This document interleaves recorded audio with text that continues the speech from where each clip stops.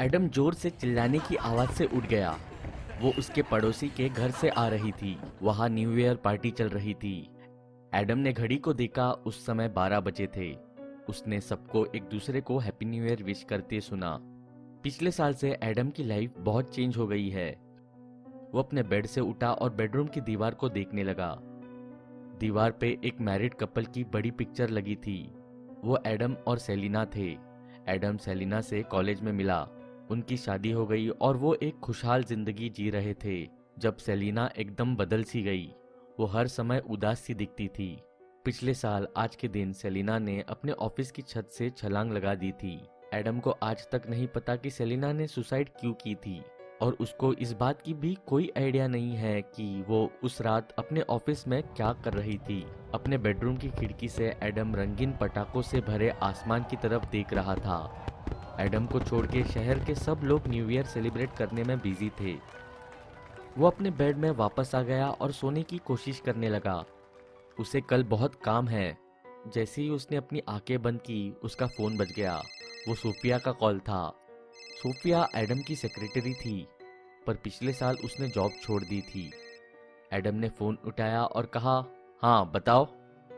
Sophia ने नर्म स्वर में कहा, happy new year Adam. Adam ने खींचते हुए कहा, थैंक्स सेम टू यू, और फोन काट दिया।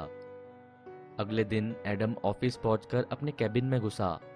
आज बहुत कम लोग ऑफिस आए थे। ज्यादातर लोग छुट्टियों पर गए थे। एडम भी छुट्टी ले सकता था, पर नहीं ली। जूलिया कॉफी लेकर आई और बोली, हैप्पी न्यू ईयर सर, आपकी कॉफी। एडम ने उसकी तरफ देखा और कहा, मैं बिजनेस मीटिंग के लिए जा रहा हूँ। मैं 3 बजे तक वापस ऑफिस आ जाऊंगा। मैं आके बाकी की फाइल्स पर काम करूंगा और 7 बजे तक घर जाऊंगा।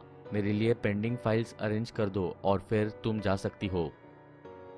जूलिया ने हाँ में सर हिलाया और कप उसके टेबल पर रख दिया। एकदम से कुछ बहुत अजीब सा हुआ। जैसे ही जूलिया टेबल पर कप रखने लगी, उसे लगा किसी ने उसे पीछे से धक्का दिया और कप टेबल पर गिर गया। कॉफी से एडम की वाइट शर्ट भी गंदी हो गई। एडम गुस्से से उठा और चिल्लाया, तुम क्या कर रही हो जूलिया?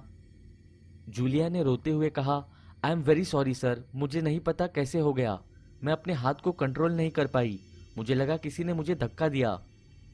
एडम ने उसकी तरफ इरिटेट होते हुए देखा और चिल्लाया, शट अप, फाइल्स अरेंज करो और जाओ यहाँ से। जूलिया उदास चेहरे के साथ कैबिन से चली गई। उसे कुछ पता नहीं था कि एकदम से ये क्या हो गया। एडम उठा और अपनी शर्ट को ध्यान से देखा। कॉफी का दाग बहुत बड़ा था। वो ऐसे बिजनेस मीटिंग में नहीं जा सकता। उसने अधिकारियों को फोन किया और बताया किसी इमरजेंसी की वजह से उसे मीटिंग लंच के बाद शिफ्ट करनी पड़ रही है। अब एडम को देर रात तक काम करना पड़ेगा। वो गाड़ी में बैठ के अपने घर कपड़े बदलने गया। उसका घर ऑफिस से आधे घंटे की दूरी पर था। उसने दरवाजा खोला और बेडरूम में चेंज करने गया। वो अपनी साफ शर्ट टक इन कर रहा था कि उसकी नजर दीवार पर बड़ी पिक्चर की तरफ पड़ी। वो बिल्कुल चौंक गया। वो फोटो जो एडम और सेलिना के शादी के दिन की थी, वो अब वहां नहीं थी। ऐसा लगा किसी ने एडम की शक्ल पे खुरचा हो और फोटो को बहुत सारी जगह से फाड़ दिया हो। फोटो फ्रेम का ग्लास भी टूटा पड़ा था। टूटा हुआ कांच जमीन पर बिखरा पड़ा था। एडम ने उसी समय सिक्योरिटी को फोन किया। जैसे ही सिक्योरिटी ने फोन उठाया, एडम चिल्लाया, क्या कोई मेरे घर में घुसा था? सिक्योरिटी ने बताया कि सुबह से कोई भी आपके घर में नहीं आया है और अगर आया होता तो आपका दरवाजा लॉक नहीं होता। एडम बहुत परेशान और गुस्सा हो चुका था। उसने अपने मन में सोचा, मेरी लाइफ में आज प्रॉब्लम क्या है? उसने सारा कांच साफ किया और गुस्से में घर से निकल गया। उस टाइम 3:30 बज चुके थे। वो अपने क्लाइंट्स को एक 5 स्टार होटल की कॉन्फ्रेंस रूम में मिला। सारी उलझनों के बाद मीटिंग फाइनली शुरू हुई और किस्मत से मीटिंग अच्छी गई। मीटिंग के बाद एडम होटल के रेस्टोरेंट में कुछ खाने गया। उसने होटल की खिड़की से आसमान की तरफ देखा। उस खिड़की पर पूरे रेस्टोरेंट की परछाई दिख रही थी। एडम ने अपने सैंडविच की पहली बाइट खाई और फिर से खिड़की से ऊपर देखा। अब जो उसने देखा उससे उसका दिल बैठ गया। वहाँ उसकी रेस्टोरेंट में बैठी हुई एक परछाई थी, पर वो कौन है? उसके पीछे कौन खड़ा है? वो एक बहुत ही गंदी दिखने वाली औरत की परछाई थी।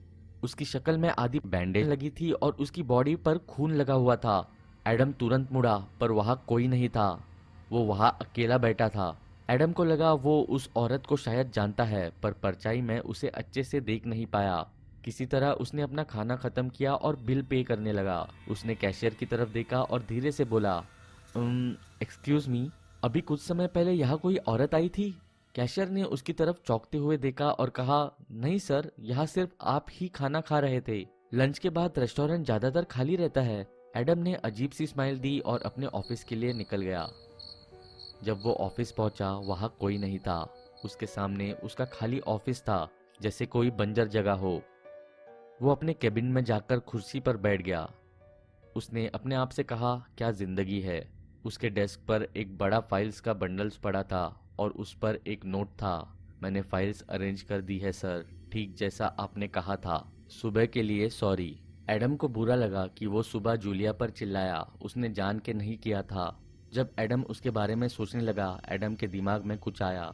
जूलिया ने कहा था कि किसी ने उसके हाथ को धक्का दिया था, पर वहां उनके अलावा कैबिन में कोई नहीं था। ये साल बहुत ही अस्वाभाविक तरीके से शुरू हुआ है। एडम ने फाइल्स पर काम शुरू किया। उसका कैबिन लेफ्ट साइड पर था। वो अपने कैबिन के शीशे से पूरा ऑफिस देख सकता था। सारे कंप्यूटर शट डाउन थे। सीलिंग की 2 लाइट्स पूरे ऑफिस में बहुत डरावने तरीके से प्रकाश डाल रही थी। 1 घंटे का काम करने के बाद एडम ने कॉफी पीने का सोचा। वो उठने ही वाला था कि उसने अपने वर्कस्टेशन के कोने में एक परछाई दिखी। उस कोने में अंधेरा था और उसके केबिन से दूर था, तो उसे अच्छे से नहीं दिख पाया। वो बाहर आया और जोर से बोला, हेलो, कोई है? कोई आवाज नहीं आई, बस तेज हवा की आवाजें आ रही थी। एडम ने उस जगह को चेक किया, पर वहां कोई नहीं था। वो कॉफी मशीन पर गया और उसने ब्लैक कॉफी के लिए मशीन में कॉइन डाला। उसके दिमाग में बेचैनी सी हो रही थी, मानो उसे कोई देख रहा हो। एडम ने कॉफी का कप लेने के लिए हाथ उठाया कि उसे लगा कोई उसके कान में धीरे से हंसा। डर के मारे उससे जमीन पर थोड़ी सी कॉफी गिर गई। उसके माथे से पसीना आने लग गया। एडम पीछे मुड़ा और इस बार भी उसे कोई नहीं दिखा। उसने डरते हुए कहा, कौन है? बाहर आओ। अब उसे डर लगने लगा था। उसने पास पड़े डस्टबिन में कॉफी फेंक दी और कहा, आज के लिए इतना काफी है, मैं घर जा रहा हूँ। भाड़ में जाए ये ऑफिस और भाड़ में जाए ये काम।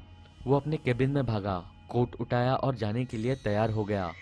उसने जैसे ही केबिन का दरवाजा खोला, उसे एक औरत की आवाज आई, एडम, एडम, क्या तुम मुझे नहीं सुन पा रहे हो हनी? उस आवाज ने कहा। एडम का चेहरा पीला पड़ गया। वो इस आवाज को पहचान पा रहा था, पर ऐसा कैसे हो सकता है? वो उसकी मरी हुई बीवी सेलिना की आवाज थी। उसने हिचकिचाते हुए कहा, क्या ये कोई घटिया मजाक है? कौन है? उस औरत ने फिर से कहा, मैं तुम्हारा इंतजार कर रही हूँ हनी, इधर आओ। एडम ने उस आवाज को फॉलो करना शुरू किया। वो आवाज का पीछा करते हुए ऑफिस की छत पर जा पहुंचा।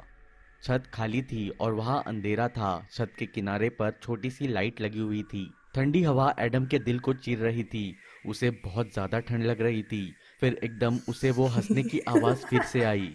इस बार जब वो मुड़ा, डर के मारे उसका दिल बैठ गया। उसने घबराई हुई आवाज में कहा, सेलिना, हे भगवान, पर तुम तो मर चुकी हो, है ना? उसका चेहरा आधे पट्टियों से बंधा हुआ था।